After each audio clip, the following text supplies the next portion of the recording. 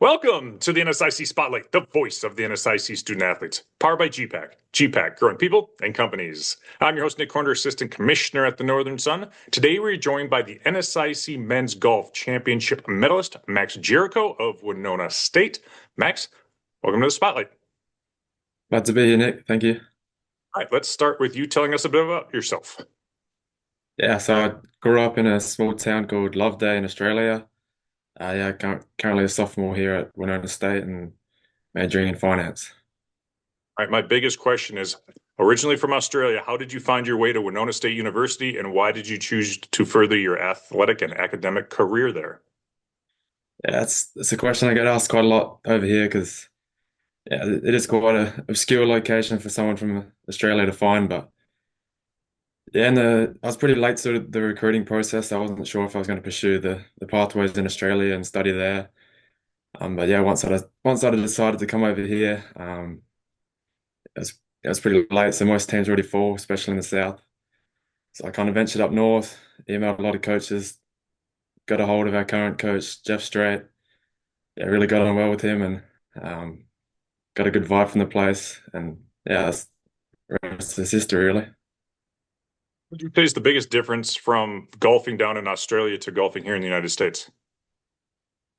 Yeah, particularly for golf in the Midwest, where we are compared to back home, yeah, it's really dry and dusty back home. So when you miss the greens, especially, yeah, it's pretty firm and fast. So you get runoffs.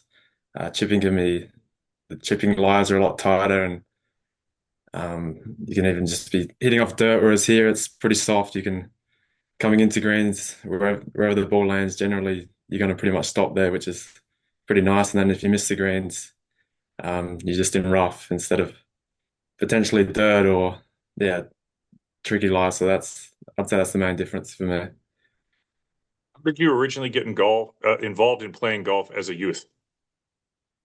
Yeah, so I was pretty late to golf. I played in numerous sports growing up. I had from a young age, I got given a set of clubs and mucked around a little bit with them. But yeah, some of my family members, my auntie and uncle especially, got me into the game probably when I was around 10 to 12. And then yeah, got my first handicap when I was 13, and yeah, got addicted and pretty much dropped the other sports when I turned 15, and yeah, just started putting all my effort into golf. Just working out. Last weekend, you earned medalist honors at the NSIC Championships, played down in Smith Mill, Missouri. You took over the lead after the second round and held off a charging teammate to take home the title. What does it mean to you as a sophomore to not only win your first collegiate event, but also help your team win the NSIC Championship?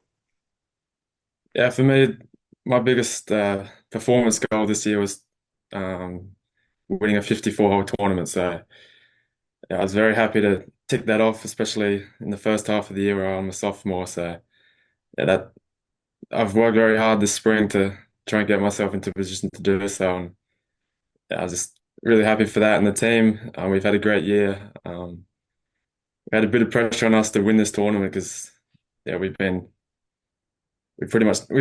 the NSRC this year. So for us to get the job done and um, win, I was really happy for our teammates and we.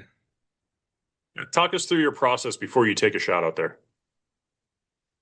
Yeah, I'm just once I get up to my ball and sort of assess the line, the conditions, I just pick the club and just trying to rehearse behind the ball what I'm going to do.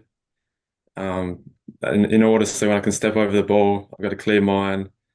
And I'm able to commit to the shot. That's the biggest thing for me. If you can commit to the target and just commit to the shot, whatever happens, that's okay with me. If I had a bad shot and I'm fully committed, that's fine. So yeah, that's the main process I have. We talked about your teammate Peyton Coran. As he moved up 19 spots in the final round, ended up finishing just one stroke behind you on the leaderboard. It was a shotgun start on the final day. Did you keep your eye on the leaderboard during the final couple of holes to see where you're at? Yeah, the nature of a shotgun start is pretty tough because you've got guys all around the golf course, and um, yeah, so you're not always playing with the other leaders up there. So I had a Hole 14, I made bogey on 13, bogey 14. No, sorry, bogey 12, bogey 13. Um, I asked one of my teammates who was a sub, kind of where I'm sitting. He told me I still had a pretty decent lead. But yeah, I definitely didn't think Peyton was the one coming behind me. He didn't have the best two first rounds, but I mean, I knew he would bounce back. He's too good of a player to play through. I mean, they weren't bad rounds, but for his standard they were. So I knew he was going to bounce back, but yeah, not in that fashion, shooting 7 under, which was remarkable. But yeah, hole I didn't know he was behind me until hole 18 on my second shot. I hit the tee shot on 18 because I knew nothing would change too much if I looked at the leaderboard, and I had a quick peek walking to my second shot. And yeah, I saw him even par, which I was 1 under, just managed to birdie the previous hole. But he still had a hole left, hole 14, which is pretty gettable. He could make birdie there, so I wasn't sure if I had to make par or birdie until I had that last putt in the 18th, which that's when I knew. As a team, obviously, Winona State ran away in that final round, help in part because of that great round by the entire team. But what adjustments, if any, did the team make after a bit of a shaky start in that first round to start the championship? Yeah, to be honest, we didn't really do anything. We're all good players and we're all competitive. And I mean, my first round was good, but yeah, the other guys they were definitely below their standards. So I knew they would bounce back, and yeah, everyone did. If it was the second or third round, we all chipped in at the end and yeah, got it done. About this team's work ethic. Yeah, we're it's very big hard workers. Just for context, over the winter months here, we have to train a lot indoors. So we have an indoor room, probably 12 by 12-meter room, and some days, most nights, yeah, pretty much every night there was at least five of us guys in there, and sometimes there was even eight, and maybe some girls, and yeah, it was very crowded. We learned a lot about each other being stuck indoors for that long, but yeah, all of us have a big desire to get better, which yeah, has put us in this position our team's currently in. Just mentioned 12 meters at the size of the room. Was there any issues with your conversion from metric to imperial system with the yards versus meters on the golf course? It was a pretty simple process.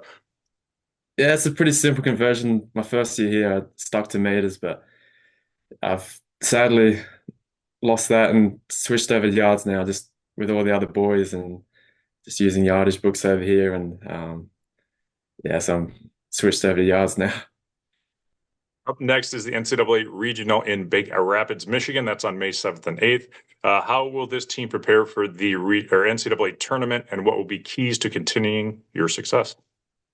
Yeah, we have pretty much 2 rounds until 2 weeks until the first round. So the weather's good here. The next 2 weeks, I've had a quick look, and all of us guys will be out at our home course, the Bridges and Winona. It's a great course to get ready for a tournament. It's pretty demanding.